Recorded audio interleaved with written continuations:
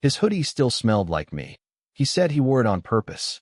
It's a story that begins like many others, in the ordinary hallways of Pinecrest College, where the scent of coffee from the campus cafe mingles with the crisp autumn air. Let me take you to where it all started, to the lives of two young men who found each other in the most unexpected of ways. Eli Bennett was always the quiet one, the kind of person who observed the world through his camera lens rather than participating in it directly. His slender frame and thoughtful hazel eyes gave him an air of perpetual contemplation, as if he was always searching for the perfect shot, the perfect moment to capture. Photography wasn't just a hobby for Eli.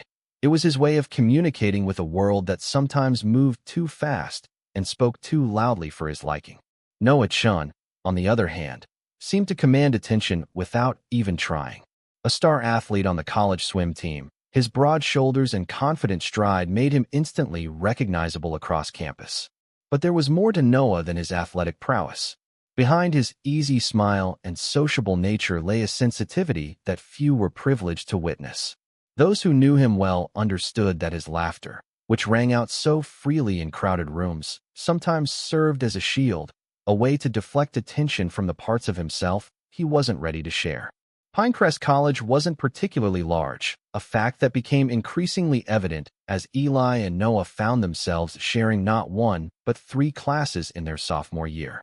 The small liberal arts college, nestled in the heart of a town where everyone seemed to know everyone else's business, created an atmosphere of inescapable intimacy. The campus buildings, with their ivy-covered brick and wooden beams, looked like they belonged in a storybook rather than the real world. It was the kind of place where relationships formed quickly and ran deep, where the boundaries between classmates, friends, and something more blurred with the changing seasons. The hoodie that would come to symbolize so much between them was nothing special at first glance. A faded navy blue with fraying cuffs and a small coffee stain on the right sleeve, it had been Eli's faithful companion through countless late nights in the photography lab. The fabric had softened with years of wear, molding itself to Eli's frame like a second skin. It smelled faintly of the sandalwood cologne he occasionally wore and the chemical solutions used to develop photographs. To anyone else, it might have seemed worn out, ready for retirement, but to Eli, it represented comfort in an often uncomfortable world. Let me explain how this ordinary piece of clothing became the thread that would weave their lives together. It happened on a Tuesday evening in October, when the campus library was packed with students preparing for midterms. Eli had claimed his usual spot by the window, his textbooks spread across the table alongside his camera, which he never left at home. He was so absorbed in his art history notes that he barely noticed when someone approached his table, clearing their throats softly to get his attention. "Mind if I join you?" Everywhere else is full. Noah's voice, with its slight rasp that Eli would later find himself thinking about at odd moments, broke through his concentration.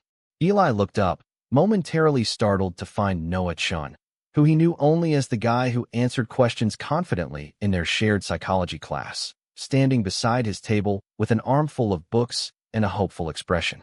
"Oh, sure," Eli mumbled, hastily moving his things to make room. "There's plenty of space." That first study session stretched from 1 hour into 3, their conversation shifting from course material to music, films, and eventually to more personal topics. By the time the library announced it was closing, Eli was surprised to find himself laughing at Noah's impression of their eccentric literature professor. As they packed up their belongings, Noah suggested they continue studying together for their upcoming psychology exam. "My roommate's gone for the weekend, so my place would be quiet," Noah offered, his keys jingling in his hand. "No pressure, though." Eli hesitated only briefly before agreeing. There was something about Noah that made him feel at ease, despite their apparent differences. That Friday evening, armed with his notes, his camera, which he brought along to show Noah some of his recent work, and wearing his trusty navy hoodie, Eli made his way to Noah's off-campus apartment. The study session was productive, but it was what happened afterward that would set everything in motion. As they took a break, Noah asked to see Eli's photography portfolio, and soon they were sitting side by side on Noah's couch, shoulders touching as Eli explained each photograph. The hours slipped by unnoticed, and when Eli finally checked the time, he realized it was well past midnight. "I should probably head back," he said reluctantly, gathering his things. The walk back to his dorm wasn't long, but the autumn night had grown chilly. "Text me when you get back safely," Noah insisted, walking him to the door. It wasn't until Eli was halfway across campus, shivering slightly in the cool air, that he realized he'd left his hoodie draped over Noah's couch. He considered going back for it, but decided it could wait until their next study session. After all, it was just a hoodie. But to Noah, it quickly became more than that. When Eli returned to Noah's apartment the following week, he was surprised to find Noah wearing the navy hoodie, the sleeves slightly short on his longer arms. "I hope you don't mind," Noah said, a hint of color rising to his cheeks. It was cold, and it was just sitting there, and he paused, seeming to debate whether to continue. "It still smelled like you. I wore it on purpose." The admission hung in the air between them, a moment of vulnerability that neither had expected. Eli felt his heart quicken, unsure how to respond. In the silence that followed, he noticed how different the hoodie looked on Noah, somehow both too small and exactly right. "It looks better on you anyway," Eli finally said, his voice soft. The smile that spread across Noah's face in response made something warm unfurl in Eli's chest. From that point on, the hoodie became a shared possession, passing between them like a secret. Sometimes Eli would wear it home after spending an evening at Noah's place, and sometimes Noah would keep it for days, returning it with reluctance when Eli needed it back. They never explicitly discussed what was happening between them, but each exchange of the hoodie felt like a conversation without words. As weeks turned into months, their friendship deepened into something neither could easily define. They studied together, ate together, and increasingly sought out each other's company even when there was no practical reason to do so.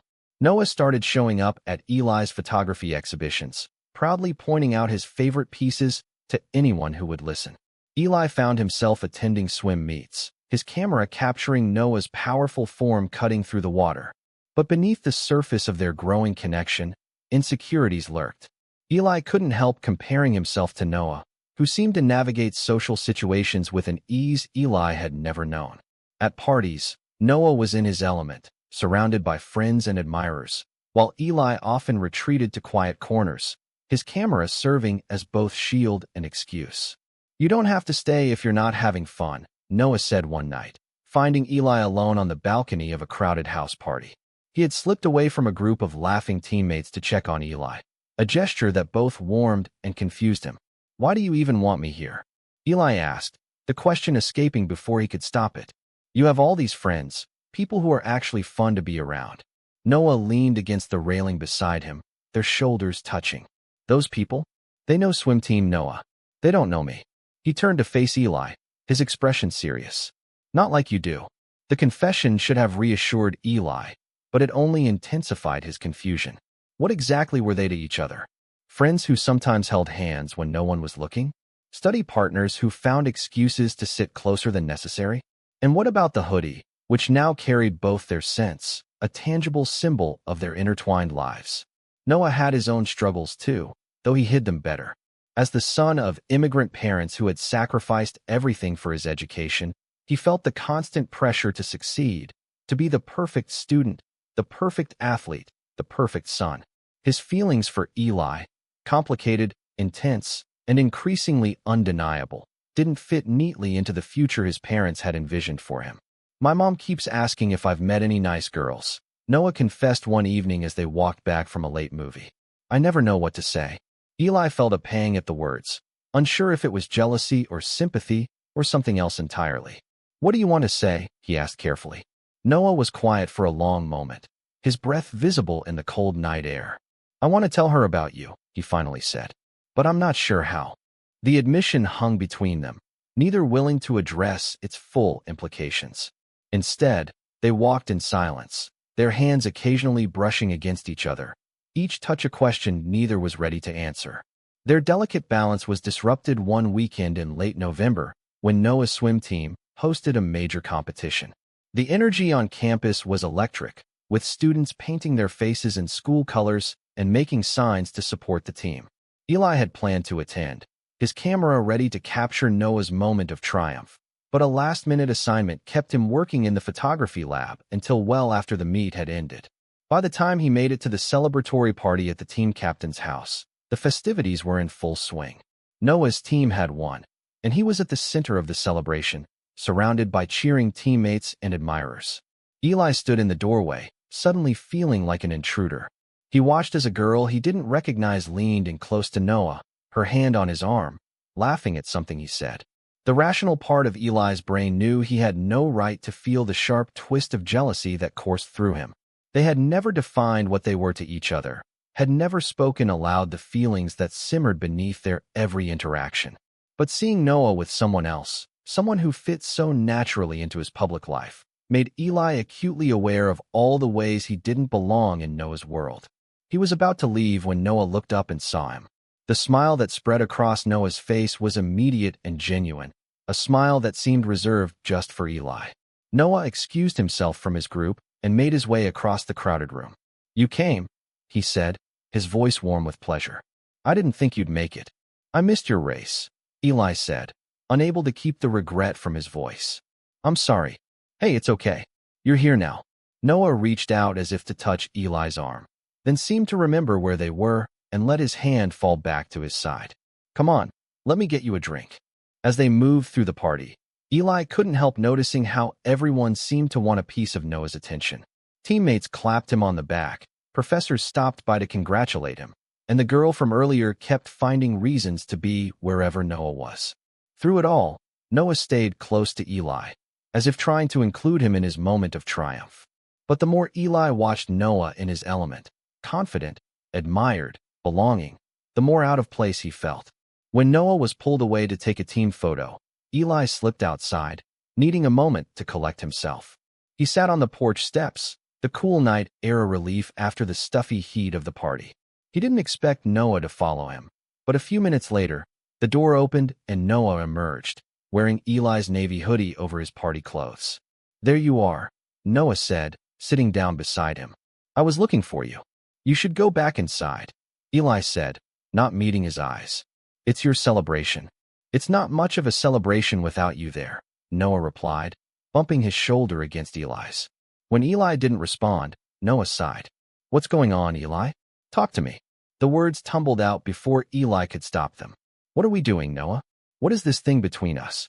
Because sometimes I think I know, and then I see you with all these people who make so much more sense in your life than I do, and I don't know where I fit." Noah was quiet for a long moment, his fingers playing with the frayed cuffs of the hoodie. "You want to know why I wear this all the time?" he finally asked, his voice low. "It's not just because it smells like you, although that's part of it. It's because when I wear it, I feel like I can be myself. Not Swim Team Noah or Perfect Son Noah or any of the other versions of me that everyone else wants. Just me, the me that only you seem to see." He turned to face Eli, his expression more vulnerable than Eli had ever seen it. "You don't just fit in my life, Eli. You're the only part that feels real sometimes." The confession hung in the air between them, more honest than anything they had said to each other before. Eli felt something shift inside him, a recognition of what had been growing between them all these months. "I think I'm in love with you," Eli said quietly, the words both terrifying and liberating. "And I have no idea what to do about it." Noah's smile was slow and sweet, his eyes never leaving Eli's. "I know exactly what to do about it," he said. And then he was leaning in, his hand coming up to cup Eli's cheek as their lips met in a kiss that felt like coming home. That night marked a turning point, a shift from unspoken feelings to acknowledged love. But as with any relationship, the path forward wasn't always smooth. Noah still struggled with how to tell his family about Eli, about the future he now envisioned that was so different from their expectations. Eli still had moments of insecurity, times when he questioned whether someone like Noah could really be happy with someone like him in the long run. But through it all, the hoodie remained a symbol of their connection. It passed between them like a talisman, carrying their mingled scents and shared memories. When Noah finally gathered the courage to come out to his parents, he wore the hoodie, drawing strength from the comfort it represented. When Eli had his first major photography exhibition, featuring intimate portraits of Noah that revealed the tender side few others got to see, the hoodie was there too, draped over Eli's shoulders as he nervously greeted gallery visitors. As their junior year drew to a close, they faced the prospect of a summer apart, Noah returning to his family's home across the country, Eli staying on campus for a photography internship. The night before Noah's departure, They sat together on Eli's narrow dorm bed, the navy hoodie between them. "I want you to take it," Eli said, pushing the hoodie toward Noah. "To remind you of me." Noah shook his head, a smile playing at the corners of his mouth. "I don't need a reminder, but I do have something for you." He reached into his bag and pulled out a package wrapped in simple brown paper. "Open it." Inside was a new hoodie, this one a warm burgundy color that reminded Eli of autumn leaves and crackling fires. "I thought we could start fresh," Noah explained, a hint of nervousness in his voice. "Something that's ours from the beginning, not just mine or yours." Eli ran his fingers over the soft fabric, touched by the gesture and all it represented. "I love it," he said, slipping it on. It was slightly too large, just the way he liked, and smelled faintly of Noah's cologne. "But what about the old one?" Noah grinned, pulling the navy hoodie over his head. "This one's coming with me. It still smells like you, after all." The summer was long, filled with daily video calls and text messages that couldn't quite bridge the physical distance between them. But when they reunited in the fall, Noah still wearing the navy hoodie and Eli in his burgundy one, it felt as if no time had passed at all. They fell back into each other's arms with the ease of coming home after a long journey. As they settled into their senior year, making plans for a future together beyond the protective bubble of college, the hoodies became a visible symbol of their relationship. Friends grew accustomed to seeing them in each other's clothes, and even Noah's parents, who had initially struggled with his coming out, came to recognize the navy hoodie as a part of their son's identity. One snowy evening in December, as they walked hand in hand across the campus that had witnessed their love story unfold, Noah stopped beneath a street lamp, snowflakes catching in his dark hair. "Do you ever think about how different our lives would be if you hadn't forgotten your hoodie at my place that night?" he asked, his breath visible in the cold air. Eli considered the question, thinking of all the moments that had led them here, the late-night study sessions, the shared secrets, the gradual recognition of what they meant to each other. "I think we would have found our way to each other eventually," he said. "But I'm glad it happened the way it did." Noah smiled, pulling Eli closer. "Me too. And just so you know, I plan to keep wearing your clothes for the rest of our lives." "Is that a promise?" Eli asked, his heart full. "It's a guarantee," Noah replied, sealing the words with a kiss as snow continued to fall around them, covering the campus in a blanket of white that matched the pure, uncomplicated joy they had found in each other. Years later, long after they had graduated and built a life together in a cozy apartment filled with Eli's photographs and Noah's swimming trophies, the navy hoodie still held a place of honor in their shared closet. It had grown even more worn with time, the color faded and the fabric thin in places, but neither could bear to part with it. On cold evenings, they would sometimes take turns wearing it, a tangible reminder of where they had begun and how far they had come. And on their 5th anniversary, Eli presented Noah with a framed photograph, a black and white image of the hoodie itself, carefully arranged to show the wear and tear of years of love. "To the piece of clothing that changed our lives," the inscription read, "and to the man who wore it on purpose." Noah's eyes had filled with tears as he read the words, overwhelmed by the simple truth of them. Because in the end, that was what their story came down to, a choice made deliberately, a love worn proudly, and a connection that, like the hoodie itself, only grew more comfortable and more precious with time. As they move forward into their future together, the navy hoodie remains a symbol of their journey, from uncertainty to confidence, from hidden feelings to open love. It reminds them that sometimes the most meaningful connections begin with the smallest gestures, and that love, like a favorite piece of clothing, can become so much a part of you that you can no longer imagine life without it. And whenever anyone asks how they found each other, they smile and share the story of a forgotten hoodie and the boy who wore it on purpose, because it smelled like the person he was falling in love with. It's a story they never tire of telling, a reminder that sometimes the most extraordinary love stories begin in the most ordinary of ways. Total_char_count, 18,841.